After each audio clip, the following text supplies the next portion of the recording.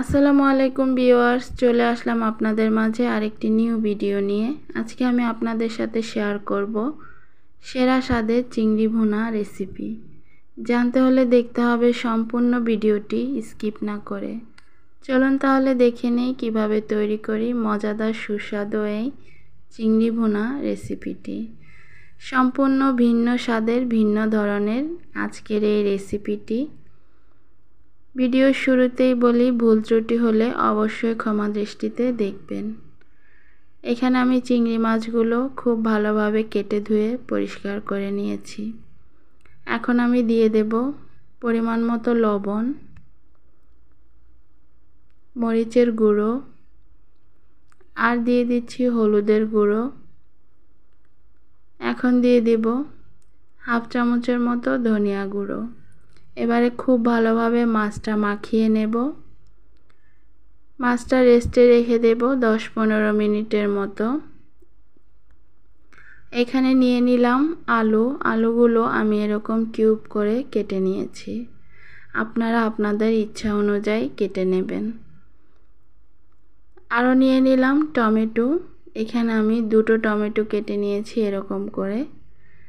এখন চলে যাব রান্নায়। কড়াইতে পরিমাণ মতো সয়াবিন তেল দিয়ে দিলাম। তেলটা গরম হয়ে গেছে। এখন আমি মাখিয়ে রাখা চিংড়ি মাছগুলো দিয়ে দেব। চিংড়ি মাছগুলো আমি খুব সুন্দর করে ভেজে নেব গোল্ডেন কালার করে।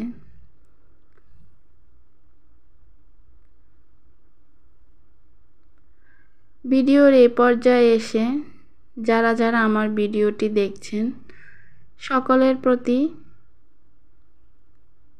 অনুরোধ রইল ভিডিওটি দেখার আগে একটি লাইক দিয়ে কন্টিনিউ করার এবং সম্পূর্ণ ভিডিওটি দেখার অনুরোধ রইল। মাছগুলো ভেজে নিয়েছি। এখন একই তেলে আমি আলুগুলো ভেজে নেব। দিয়ে দিলাম পরিমাণ মতো লবণ। এবারে আমি 2-3 মিনিটের মতো আলুগুলো খুব সুন্দরভাবে ভেজে নেব। এই তো দেখতেই পাচ্ছেন আলুগুলো কিন্তু ভাজা হয়ে গেছে। এখন আমি তুলে নেব। খুব সুন্দর একটা গোল্ডেন কালার চলে এসেছে, দেখতেই পাচ্ছেন। এবারে আবারও চুলাইতে পাত্র বসিয়ে দিলাম। দিয়ে দিচ্ছি সয়াবিন তেল, দিয়ে দেব 2টা শুকনো মরিচ। এখন দিয়ে দেব পেঁয়াজ কুচি। পেঁয়াজগুলো আমি কিউব করে কেটে নিয়েছি। এখন পেঁয়াজটা একটু সফট হয়ে আসলে এর মধ্যে দিয়ে দেব আস্ত জিরে। এখানে আমি হাফ চামচের মতো আস্ত জিরে দিয়ে দিলাম। এবারে পেঁয়াজটা হালকা একটু গোল্ডেন কালার করে ভেজে নেব। পেঁয়াজটা ভাজা হয়ে গেছে। দিয়ে দেব আদা রসুন বাটা 2 চা চামচের মতো।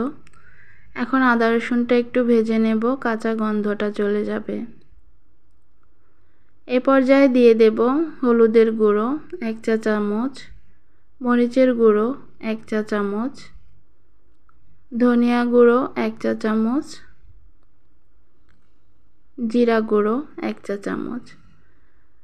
খুব ভালোভাবে মশলাটা এখন মিশিয়ে নেব। মশলাটা খুব ভালোভাবে মিশিয়ে নিলাম। সামান্য পরিমাণে পানি দিয়ে মশলাটা কষিয়ে নেব। আজকে যারা প্রথম আমার ভিডিও দেখছেন অনুরোধ রইল আমার চ্যানেলটি সাবস্ক্রাইব করে ভিডিওটি কন্টিনিউ করার।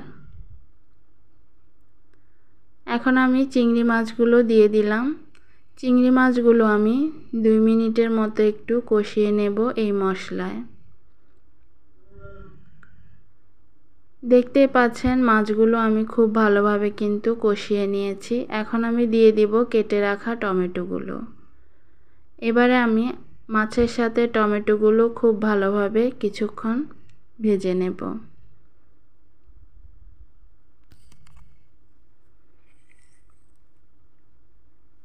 এখন আমি দিয়ে দেব ভেজে রাখা আলুগুলো।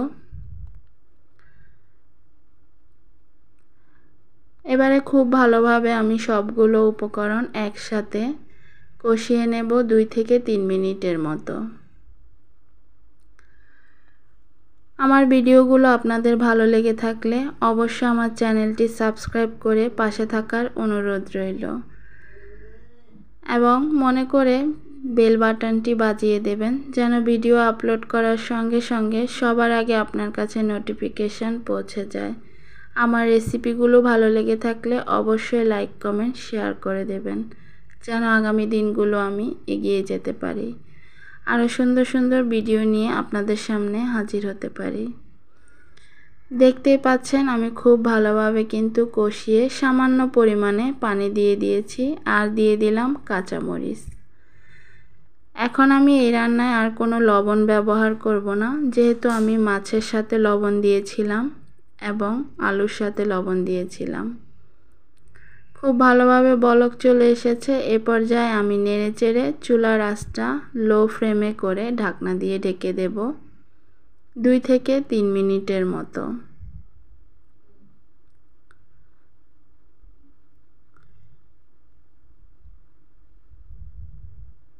এখন আমি একটি ঢাকনা দিয়ে ঢেকে দিলাম। ফিরে আসছি 2 মিনিট পর।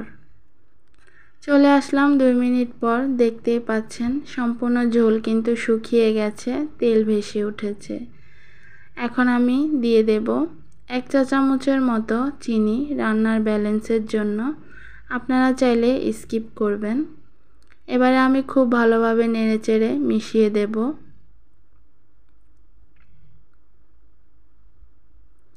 এখন আমি দিয়ে দেব ফ্রেশ ধনিয়া পাতা কুচি। এতে করে খুব সুন্দর একটা ফ্লেভার আসবে রেসিপি থেকে।